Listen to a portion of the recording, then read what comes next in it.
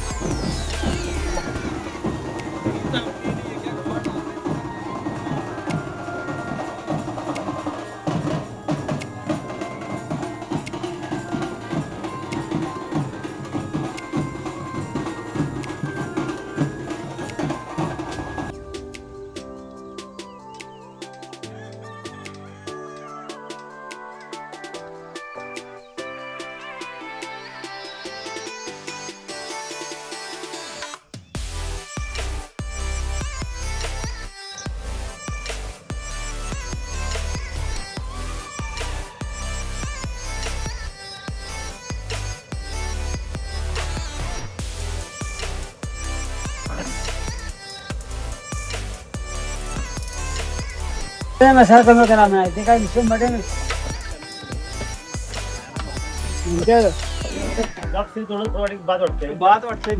बदल लोक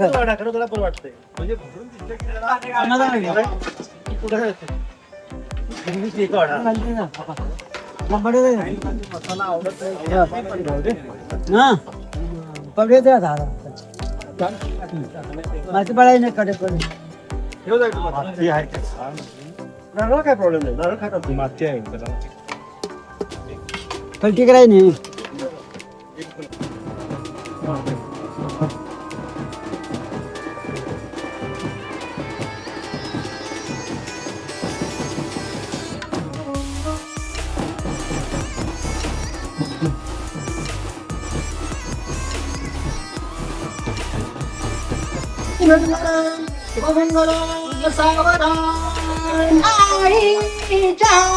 मनी दातला आठवणी.